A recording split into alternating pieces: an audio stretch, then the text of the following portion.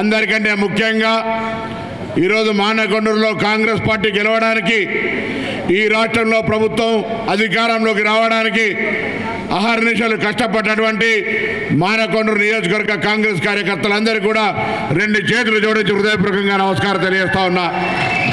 మీ అందరి కృషితోటి ఇలా డాక్టర్ కవంపల్లి సత్యనారాయణ గారు 32,000 మెజారిటీతో గెలిచినారు. ఇవాళ ఒక మాట, మీరు ఊర్లల్లో 316 బూతులు ఉన్నాయి. మానకొండూరులో 316 బూతులకు సంబంధించి మీరే ఒక్కసారి మీ గ్రామాల్లో మీ బూత్ స్థాయి నాయకత్వం కూర్చొని మనం రేపు పార్లమెంట్ ఎన్నికల్లో ఏ విధంగా మెజారిటీ తేవాలనేటువంటి లక్ష్యం నిర్ణయించుకోండి. నేను గౌరవ ఎమ్మెల్యే గారిని అడిగిన, మొన్న శాసనసభ గెలిచినప్పుడు మనం శాసనసభ గెలిచి ఉండొచ్చు, 316 బూతుల్లో ఎన్ని మెజారిటీ వచ్చినాయని అడిగినాం. దాదాపు 270, 280 బూతులలో వచ్చినాయి. నా దగ్గర కూడా నేను 304 బూతుల్లో 40 బూతులలో మెజార్టీ రాలే, 265 బూతులలో మెజార్టీ వచ్చింది. ఇప్పుడు ఒకటే లక్ష్యం, పక్కా 316 బూతుల్లో మెజార్టీ తేవాలని నిర్ణయం తీసుకోమని సందర్భంగా కోరుతా ఉన్నా. ఎందుకు ఈ లక్ష్యం అంటే, ఇలా మీకు అండగా శాసనసభ్యుడు ఉన్నాడు, రాష్ట్ర ప్రభుత్వం ముఖ్యమంత్రి రేవంత్ రెడ్డి గారు ఉన్నారు. మనం ధైర్యంగా ఊర్లో పోతే ఇలా 3 పార్టీల నాయకులు పోతారు. భారతీయ జనతా పార్టీ 10 ఏళ్లలో తెలంగాణకి ఏం చేసింది, మన పార్లమెంట్ నియోజకవర్గానికి మన అభ్యర్థి ఏం చేసిండు, మన శాసనసభ నియోజకవర్గానికి భారతీయ జనతా పార్టీ ప్రభుత్వం ద్వారా ఏమొచ్చింది, మన మండలానికి ఏమొచ్చింది, మన గ్రామానికి ఏమొచ్చింది చర్చ చేస్తే అసలు పార్లమెంటు 5 ఏళ్ళు ప్రాతినిధ్యం వహించినటువంటి అభ్యర్థి కనీసం గ్రామాలకు కూడా రాని మాట వాస్తవమా కాదా చెప్పమని అడుగుతా ఉన్నాయి. అలా ఆనాడు నేను పార్లమెంట్ సభ్యుడిగా ఉన్నప్పుడు దాదాపు అన్ని గ్రామాలు ప్రతి కార్యక్రమం 5 ఏళ్లలో మేము చుట్టూ తిరిగి రాగలిగినాం.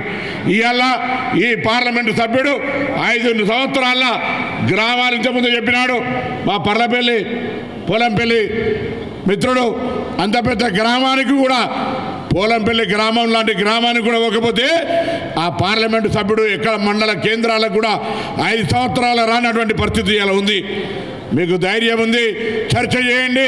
భారతీయ జనతా పార్టీ ఏం చేసింది, కేంద్ర ప్రభుత్వం ఏమిచ్చింది, ఈ రాష్ట్రానికి ఏం జరిగింది, ఈ గ్రామానికి ఏం జరిగిందని చర్చ చేసే విధంగా భారతీయ జనతా పార్టీని నాకౌట్ల ఎక్కడ కార్యకర్త మేము ఇది చేసినామని చెప్పుకునే ధైర్యం లేకుండా ఓడించేటువంటి గ్రామంలో మీ బూతులనే ఓడగొట్టగలుగుతారు.